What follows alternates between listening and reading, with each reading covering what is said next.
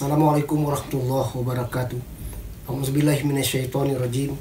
Ya ayyuhalladzina amanu ittaqullaha haqqa tuqatih wa la tamutunna illa wa antum muslimun.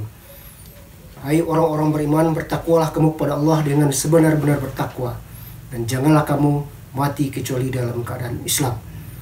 Melalui ayat ini Allah Subhanahu wa taala menyerukan kepada orang-orang beriman agar benar-benar bertakwa, sekaligus memberikan isyarat kepada mereka yang telah mengaku dirinya beriman bahwa barangkali ada di antara mereka tidak sebenar-benar bertakwa, mempermain-mainkan ketakwaan itu.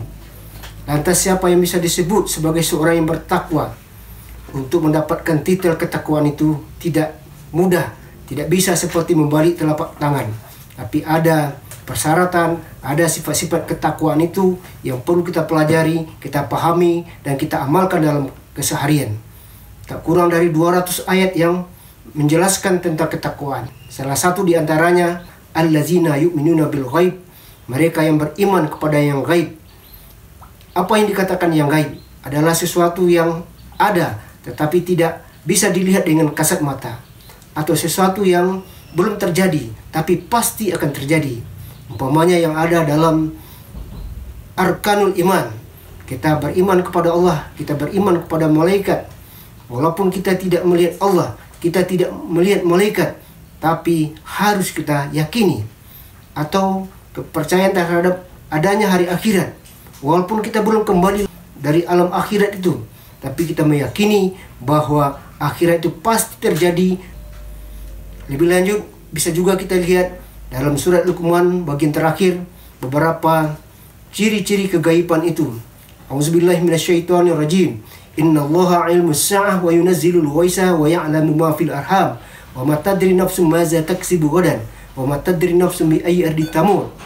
Sesungguhnya pengetahuan Allah tentang kiamat, kapan turunnya hujan, apa yang ada di dalam rahim, dan apa yang akan terjadi esok, dan di bumi mana kamu akan mati. Di sini dijelaskan beberapa hal. Pertama, persoalan ilmu sya'ah, pengetahuan tentang kiamat, bahwa kiamat itu pasti terjadi. Ini tidak bisa lagi kita pungkiri, di mana nanti matahari akan digulung cahayanya, bintang-bintang serta benda-benda langit itu akan jatuh menghantam bumi, air laut akan meluap, gunung-gunung akan berterbangan. Kapan kiamat itu terjadi, tak seorang pun yang mengetahui. Kalaupun ada yang mencoba berani menjawab, dan itu tidak bisa kita yakini, karena ini adalah dalam genggaman Allah Subhanahu wa taala.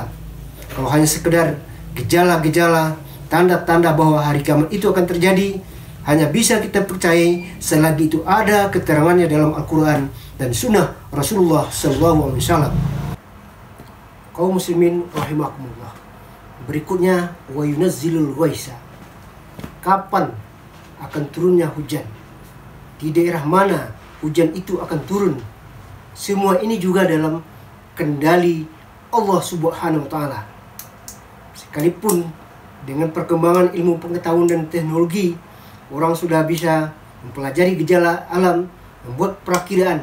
Itu juga hanya sekedar perakiraan.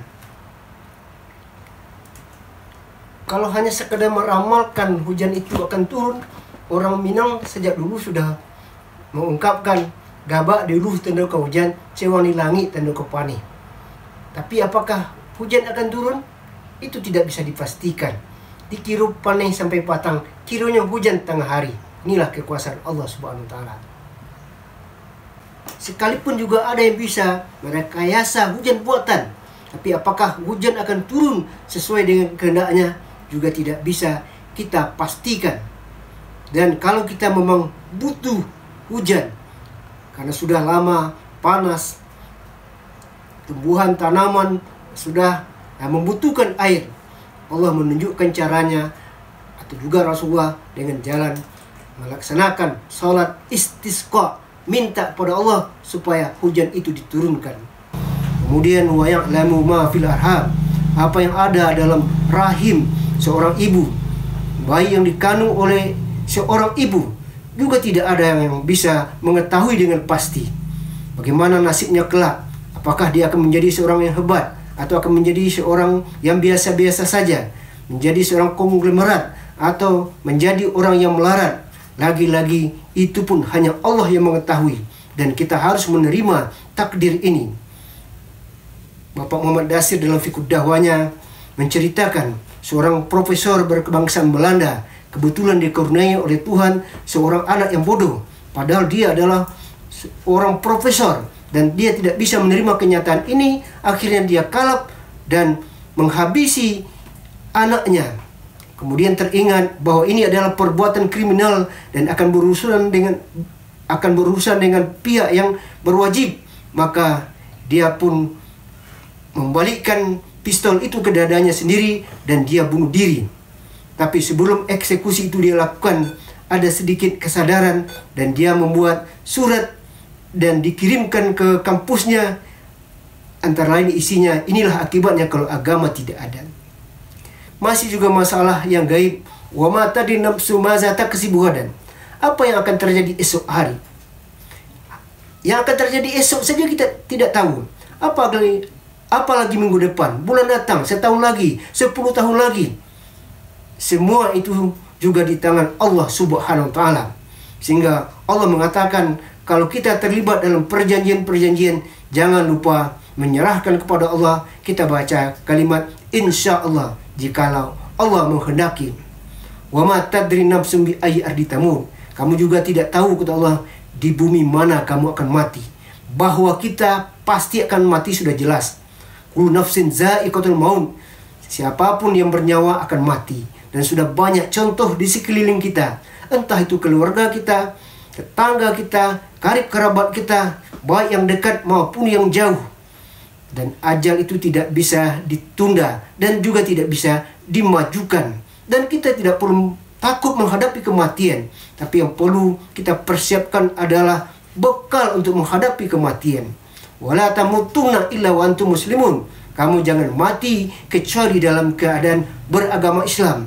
Jangan kita sampai mati dalam keadaan munafik, dalam keadaan murtad, dalam keadaan kafir, atau dalam keadaan musyrik. Rasanya untuk yang akan kita tinggalkan sudah cukup banyak. Nah, sekarang perlu kita renungkan apa yang akan kita bawa untuk bekal nanti di seberang kematian. Rumah barangkali sudah kita miliki, anak-anak sebagian sudah sukses, kendaraan juga sudah ada. Semua itu akan kita tinggalkan di atas dunia ini.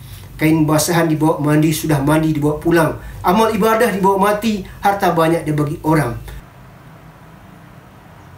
Bapak, Ibu, Saudara, kecuali semasa hidup di dunia ini kita meninggalkan ilmu yang bermanfaat, sedekatul jariyah, atau anak yang soleh, itulah yang akan mengalir pahalanya walaupun kita sudah meninggal. Semoga kita mati dalam keadaan husnul khotimah. Assalamualaikum warahmatullahi wabarakatuh.